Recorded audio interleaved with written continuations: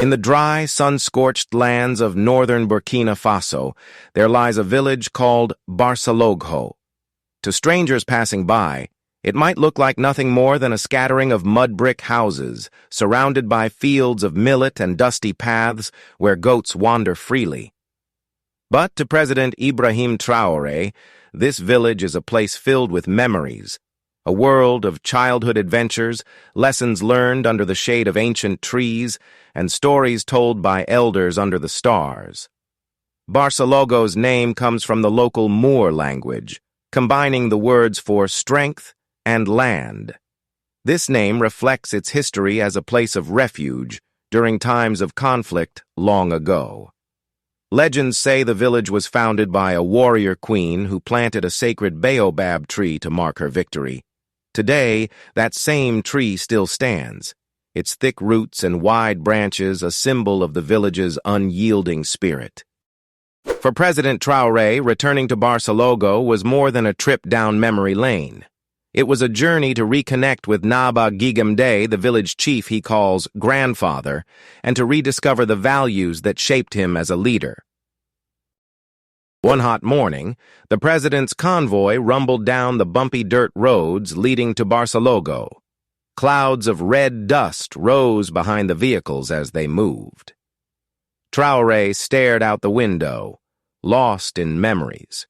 He remembered the smell of smoke from women roasting ground nuts, the sound of blacksmiths hammering tools, and the laughter of his childhood friend Adama, who taught him how to set traps for rabbits in the bush.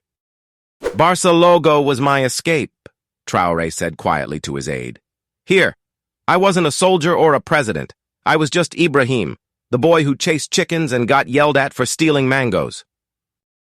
As the cars neared the village, children ran alongside them, shouting and waving. Women paused from pounding millet to cheer, their bright-colored wraps standing out against the dusty landscape. In the village square, elders beat drums made from calabashes and chanted, "Welcome, welcome in Moor." Standing at the front of the crowd was Naaba Giguemdé, the village chief. At 94 years old, his back was slightly bent, and his hands shook a little, but his eyes were sharp and full of warmth. He held a wooden staff decorated with cowrie shells, a symbol of his authority. Traoré stepped out of the car, and the two men hugged like family. "Welcome home, my son," Naaba Giguemdé said. "The land hasn't forgotten you." The villagers erupted into song and dance. Drummers pounded rhythms on gourds, and young girls spun in circles, their beads clinking as they moved. Traoré clapped along, recognizing faces from his childhood, old friends, women who had scolded him for mischief, and elders who had taught him to fish in the river. Later, Traoré and Naaba Giguemdé sat beneath the village's sacred Baobab tree, its massive trunk providing shade from the midday sun. Villagers gathered quietly around them, eager to listen. "Grandfather," Traoré began, "I've missed this place, but I need your advice. Leading the country is harder than I ever imagined. We build schools, but terrorists burn them down. We dig wells, but droughts dry them up. Sometimes I feel like I'm failing." Naaba Giguemdé nodded slowly.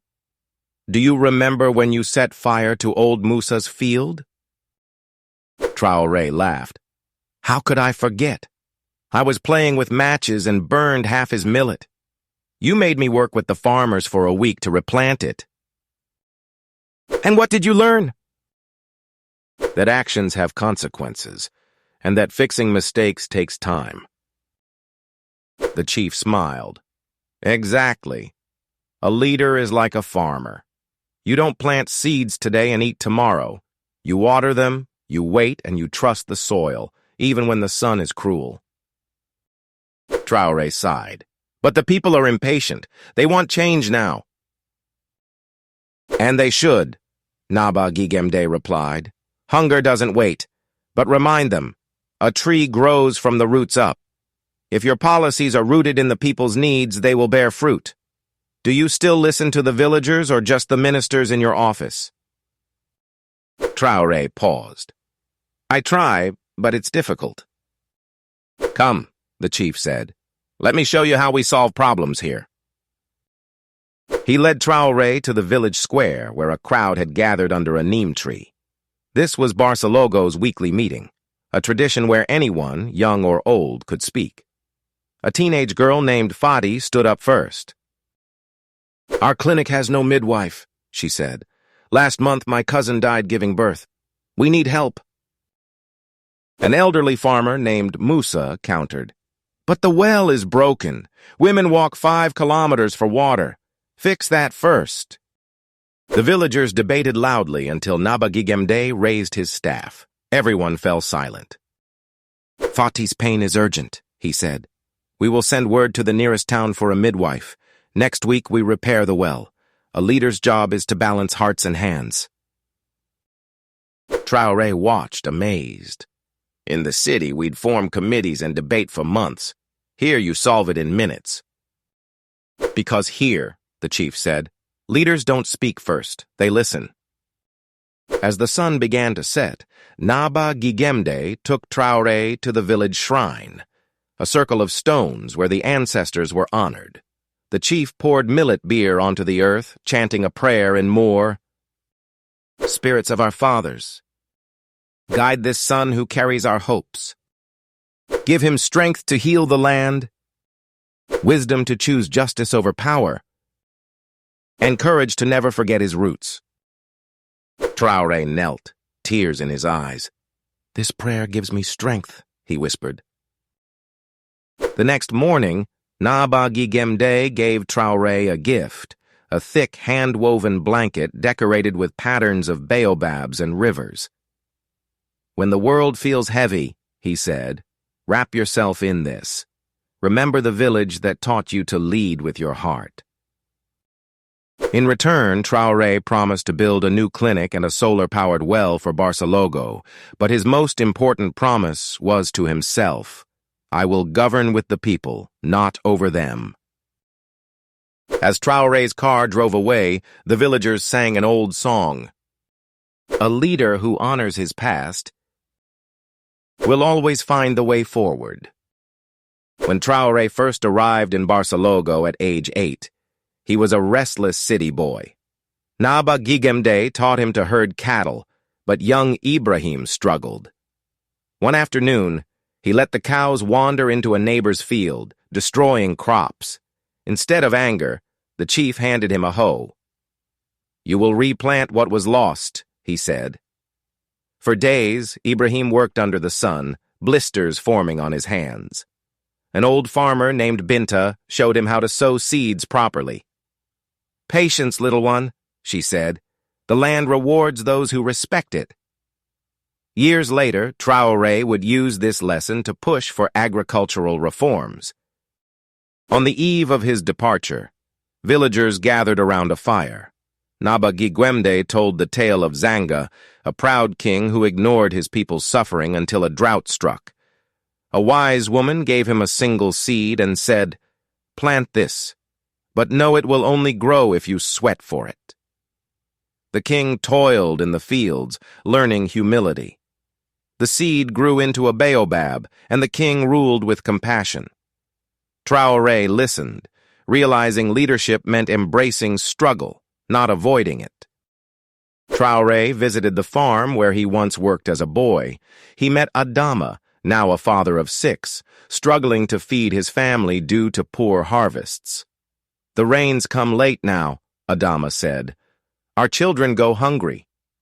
Traoré promised to expand irrigation projects, but Adama shook his head.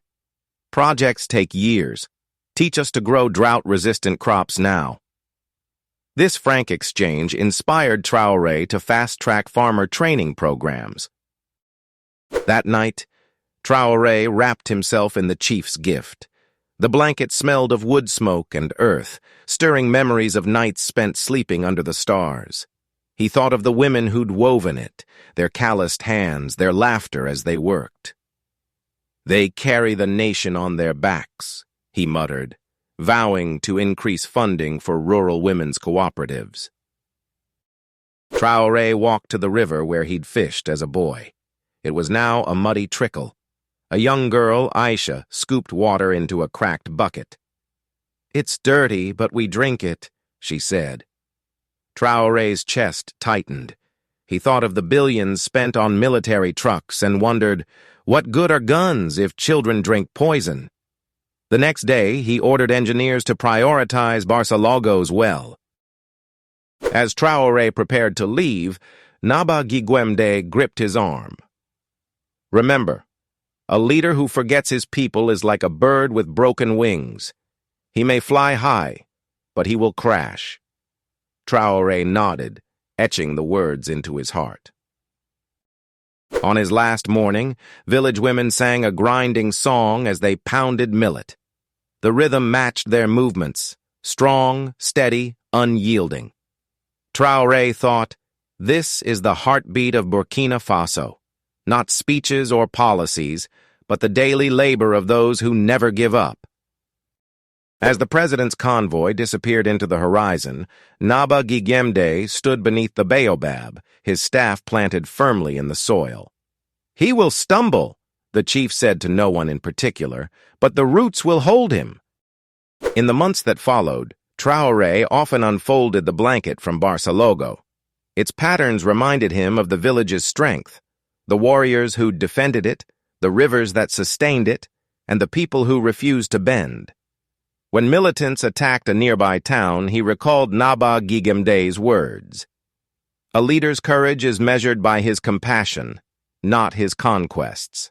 He sent soldiers to protect civilians, not just hunt terrorists. Barsalogho's clinic opened a year later, staffed by nurses trained in the city. The solar well brought clean water to hundreds, but the village's greatest gift to Traoré was simpler. A reminder that leadership begins not with power, but with listening, to the land, to the elders, and to the quiet voices often drowned out by the noise of the world. And so, the story of the president and his grandfather spread, becoming a folk tale whispered in markets and sung by farmers. It carried a truth as old as the Baobab. A nation's strength grows not from the top down, but from the roots up.